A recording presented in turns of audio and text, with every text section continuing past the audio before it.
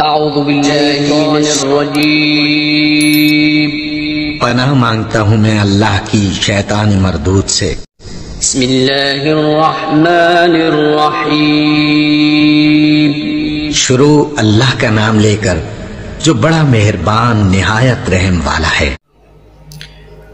نحمدہ ونصلی علی رسول الکریم، اما بعد، السلام علیکم ورحمۃ اللہ وبرکاتہ۔ پیارے دوستو اور پیارے بھائیوں، دنیا میں آپ جہاں اپنی ڈیوٹیاں سر انجام دے رہے ہیں، اللہ پاک آپ کو اور آپ کے اہل خانہ کو، ماں باپ بہن بھائی سب کو سدا سلامت رکھے۔ اللہ پاک آپ کو عزت سے نوازے اور ڈھیروں عزتیں دے۔ اسلامی ویڈیو شروع کرنے سے پہلے پیارے دوستوں بھائیوں سے گزارش ہے کہ ہماری ویڈیو کو لائک اور سبسکرائب ضرور کریں اور ساتھ لگے گھنٹی کے آل کے بٹن کو ضرور پریس کریں تاکہ ہماری ہر نئی اسلامی ویڈیو آنے پر آپ کو اس کا نوٹیفیکیشن ملتا رہے، جس سے آپ دینی ویڈیو سن کر اس سے آخرت میں اس کا اچھا صلہ پائیں۔ تو چلیے ناظرین، ویڈیو کی جانب چلتے ہیں۔ واقعہ حدیث نمبر 62، موضوع ہے رسول پاک صلی اللہ علیہ وآلہ وسلم کی ولادت اور آپ صلی اللہ علیہ وسلم کے والدین کی وفات۔ رسول پاک صلی اللہ علیہ وآلہ وسلم کے آنسو، مصنف حافظ عبدالشکور، صفحہ نمبر 10 تا 9، طبقات ابن سعد جلد اول سے یہ حدیث لی گئی ہے۔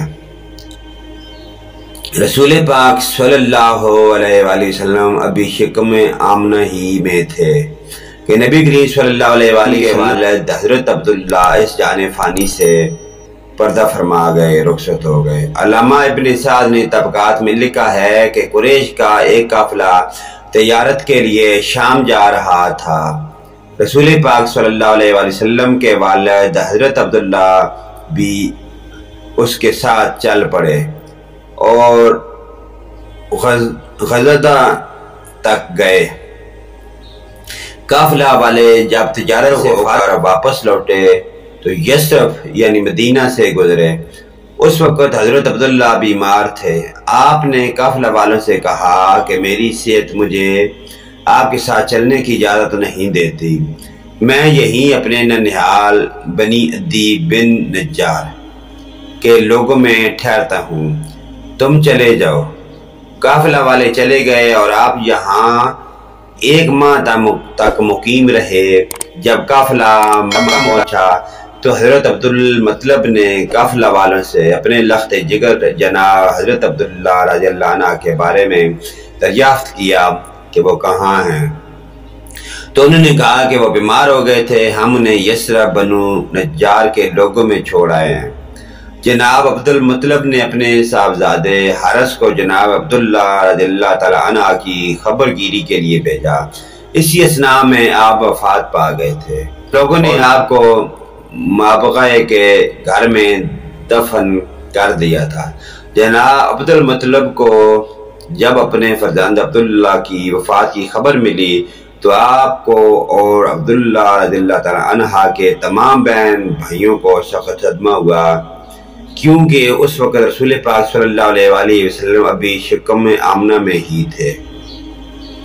آخر دعائے خلیل علیہ السلام اور نوید مسیح علیہ پورا ہونے کا مبارک وقت آ پہنچا اور اللہ وحدہ لا شریک کے آخری رسول صلی اللہ علیہ وآلہ وسلم حضرت محمد صلی اللہ علیہ وآلہ وسلم تشریف لے آئے۔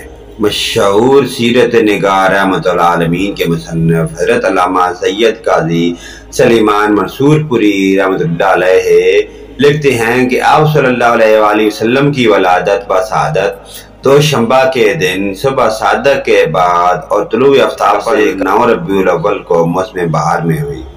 محسن عالم سرور عالم صلی اللہ علیہ وآلہ وسلم پیدا ہوئے تو یتیم جب آپ صلی اللہ علیہ وآلہ وسلم کی عمر مبارک 6 برس کی ہوئی تو نبی کریم صلی اللہ علیہ وآلہ وسلم کی مشفق ماں آپ صلی اللہ علیہ وآلہ وسلم کو ساتھ لے کر مدینہ گئی۔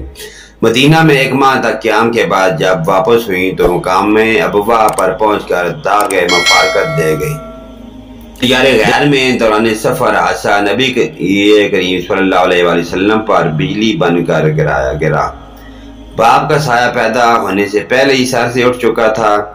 اب والدہ نے بھی داہی اجل کو لبیک کہا تو شدت غم سے آپ صلی اللہ علیہ وآلہ وسلم کی آنکھوں سے بے اختیار آنسو جاری ہو گئے۔ ایمن جو اس سفر میں نبی کریم صلی اللہ علیہ وآلہ وسلم کے ہم رکاب تھے، وہ آپ صلی اللہ علیہ وآلہ وسلم کو ساتھ لے کر مکہ آئے۔